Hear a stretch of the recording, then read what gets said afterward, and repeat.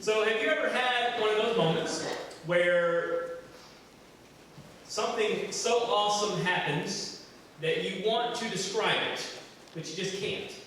That moment was so surreal that you wish that someone else would have been there to witness it. Or you may even wish that someone else could climb into your skin and feel the same chill bumps that you felt. Those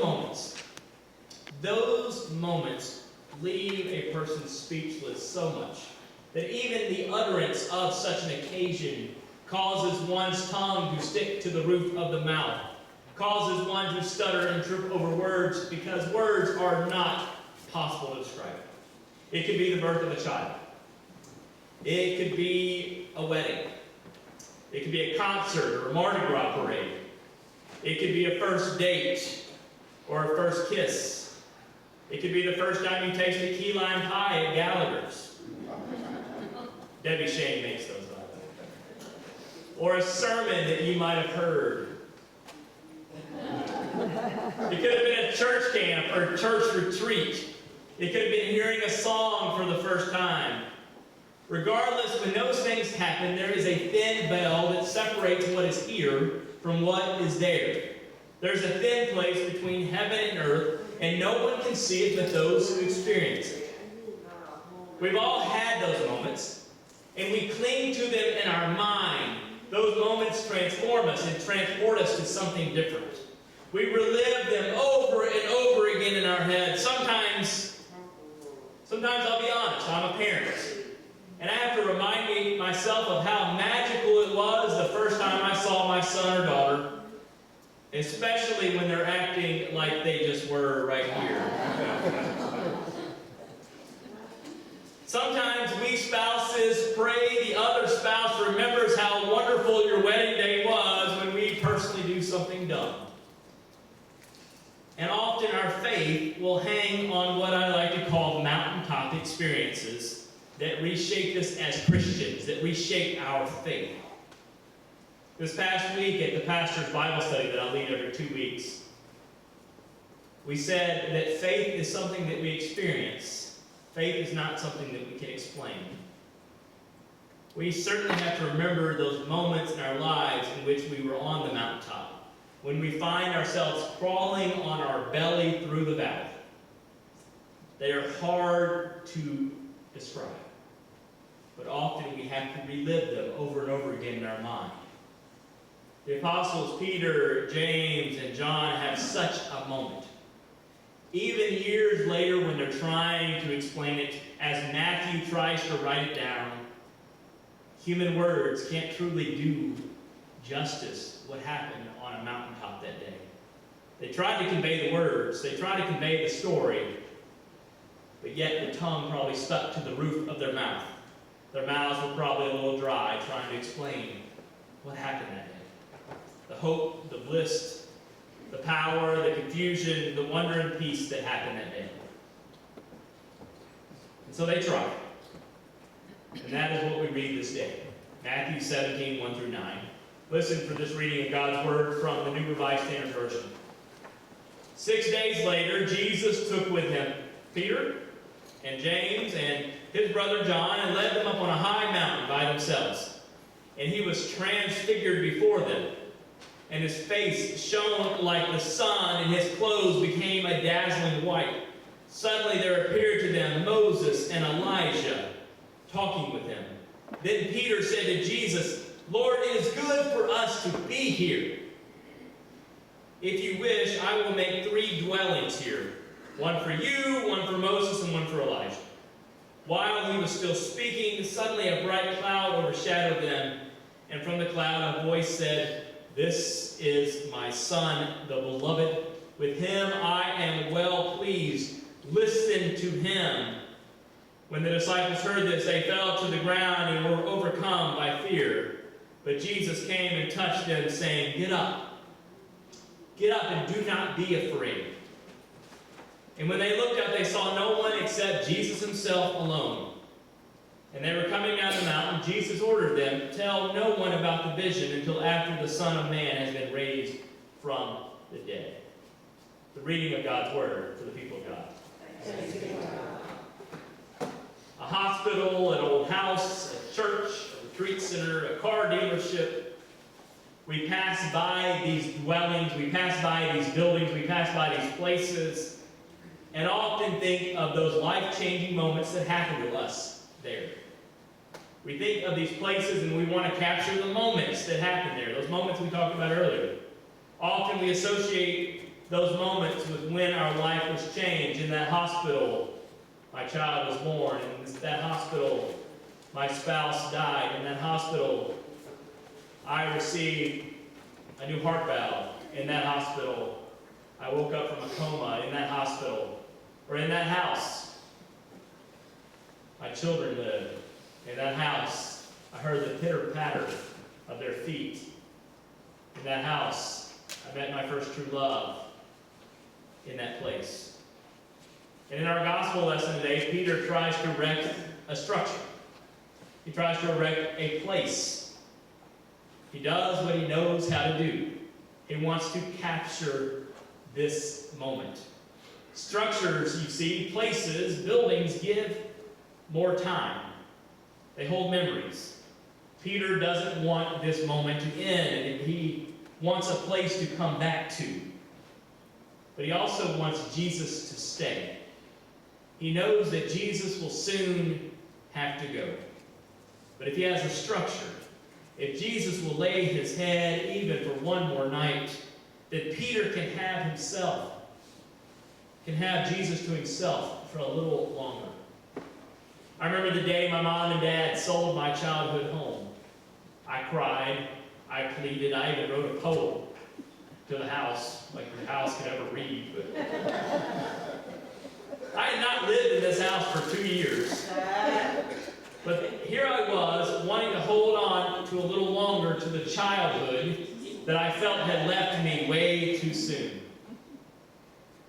I look back now and I realize it wasn't the house itself that I was mourning. I was mourning growing up. I was mourning that I was no longer the innocent soul that once lived in that house, that once ran up and down the stairs, that once thought I was a rebel by carving my name in the wall.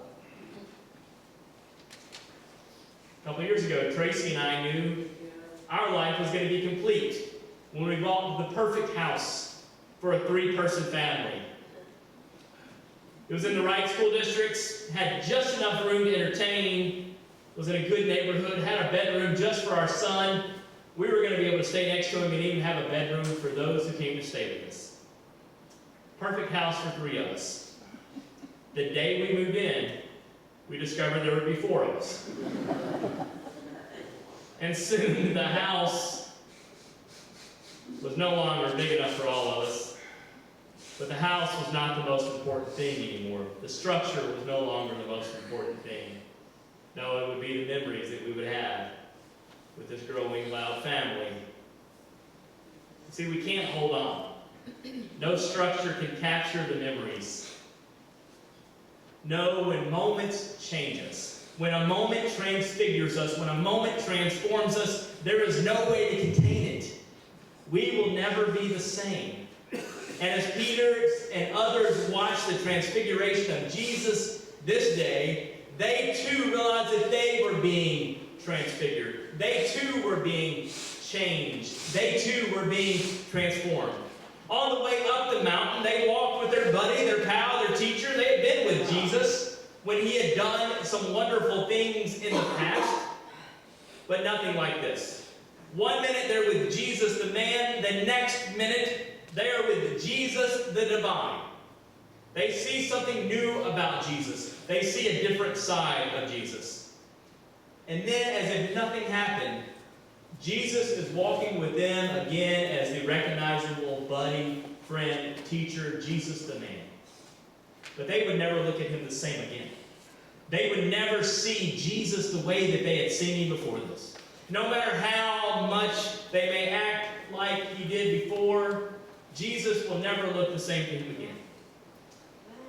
I remember anytime I would see a teacher out in public, or anytime my parents who were teachers would see their students, there was always this little awkward moment. As though children were surprised that teachers existed outside of the classroom. The kids would look at my parents with disbelief, and then they would come back to school the next day and feel as though they had some sort of secret about my parents. That, hey, we know that you really live outside of the school. They had this secret bond with my parents. And I remember the times that I've seen celebrities or politicians or athletes in everyday environments and haven't had an awestruck idea about how human they really were. Some of the athletes were a lot taller than me, but I remember seeing them out in public and thinking, wow, you really exist. I'm sure some of you may have had similar experiences with people who are lifted higher in your mind in some respects, but end up looking just like me and you, who end up acting just like me and you. Our opinion of them changes in some way. And so here are these three men who thought they knew Jesus until they saw this side of him. It was a moment that changed all of them. And I think a few things stood out for them that I think should stand out for us today. Some things that stand out for us today. First off, Peter was so caught up in trying to make things make sense in his mind that he missed what was going on in front of him. It was like a parlor trick. He was so busy worried about this in front of him. He was so busy worried about trying to make a tent or a structure for them that he missed what was going on in front of him. And it makes me wonder, when do we miss what's going on in front of us? When do we miss God hiding in our own midst? We want God often, just like Peter, to fit into our own understanding or into our own theology or our own doctrine or into our own box, that we miss what's going on in front of us. Secondly, Jesus was no longer just a teacher and friend to them. Because they had seen Jesus in a new way, they saw Jesus differently. You know, on the church calendar, we have been walking through what is called the season of Epiphany. That is the season of the church year where we bridge Christmas with what's coming up next? Lent. Lent, people.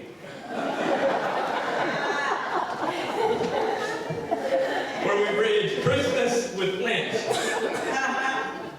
We started out with the Magi visiting Jesus on what you all call 12th night and what most people call Epiphany.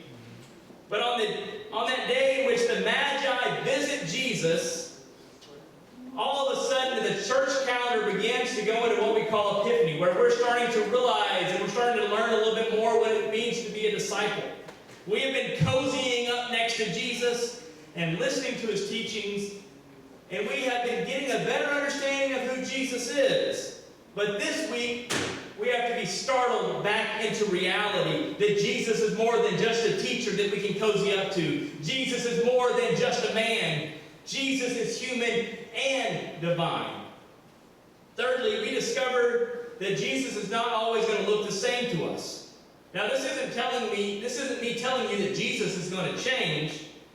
This is me telling you that our perspective of Jesus changes, and it's okay. This might not have been the first time that Jesus was transformed on a mountain, but this was the first time he had witnesses. And we know that their perspectives changed after that. So it's okay to allow our perspectives of Jesus to change. Hopefully, we move past baby Jesus and Christmas Jesus. It's important that we move past blonde-haired, blue-eyed Jesus that used to hang in our Sunday school room. It's important that we move past the coloring sheet Jesus. It's important that we move past cartoon Jesus. And it's important that our faith has times in which we look at Jesus differently. We change, and therefore our perspective of Jesus changes as well. And it's okay. That day, the disciples also discovered that they couldn't contain Jesus. Jesus wasn't just their Jesus. You know, this sanctuary is a beautiful structure, but Jesus doesn't just live here. The mountain that day where they gathered was a beautiful mountain, but Jesus didn't stay on that mountain. I'm sure Peter's tent would have been a beautiful tent, but it couldn't contain Jesus. You know, there's a term that goes around that says, Jesus lives in my heart. And that's all well and good. Jesus may live in your heart, but Jesus also lives in my heart, and in his heart, and in her heart, and other people's hearts. Jesus is uncontainable in one place. Jesus is fluid. Jesus is not something or someone that we can contain ourselves. Lastly, the disciples needed to hear that Jesus would die. They needed to hear it because they knew that they needed to grasp and savor every moment that they had with Jesus. Those of us who have had loved ones who we knew were coming to the end of their lives, we have had to grasp and to savor every moment. The disciples had that moment. But they also needed to hear that Jesus would also be resurrected, because they soon learned that it would be they who carried his message. We relive Jesus' death every year on Good Friday, and during Lent we build up to it. And it's important that we hear about Jesus' death as much as possible. Jesus dies. And it's important that we hear that because it means that Jesus was really human, and humans really die. And in that, and understanding that, and in knowing that Jesus, the teacher, is going to die, and all of a sudden it makes room for Jesus the divine.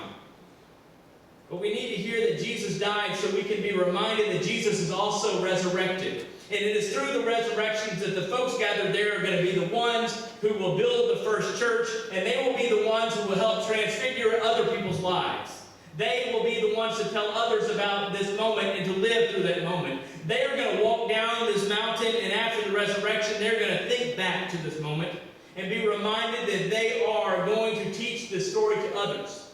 And because they were transfigured, others are going to be transfigured. And because others were transfigured, we too are transfigured. And because we let God's light radiate from us, others will see God because of us. You see, the first church grows beyond a specific group of people because God's Spirit poured out of these people. Stories will be told of Jesus and of Jesus' followers for centuries to come. People will experience the love of Jesus in new and unique ways. And we too have our own stories that we must try to tell, the ones that we relive in our mind year after year. People will hear our stories and want to have those stories themselves. Regardless, our stories of Christ need to be told. It may be a story that is hard for us to tell. Our tongues may stick to the roof of our mouth, but it is a story that needs to be told nonetheless. My friends, this Sunday is called Transfiguration Sunday, because it was in this reading that people's minds were changed about who Jesus was and what Jesus can do. And it is on this day, as we prepare to enter into this Lenten season, that our minds too need to be changed about what God can do. Whatever rut you are in, believe that God can help you out. Whatever hurt you may have in your heart, know that God can heal all wounds. Whatever hatred you may feel towards your fellow man, bring it to God and let it go. Jesus told the disciples that day to get up and not be afraid. This day, my charge for you is to get up and face that part of yourself, that part of your faith, and that part of your life that needs to be transfigured. Face it and know that God is with you as you walk on the mountaintop and as you crawl on your belly through the valley. My friends, get up and don't be afraid. Go and tell your story. Let your life be transfigured. It's just that easy, and it's just that hard. Amen. So my friends, get up, don't be afraid, and let us lift our voices to God as we sing, "Open My Eyes That I May See," hymn 563. Wonderful.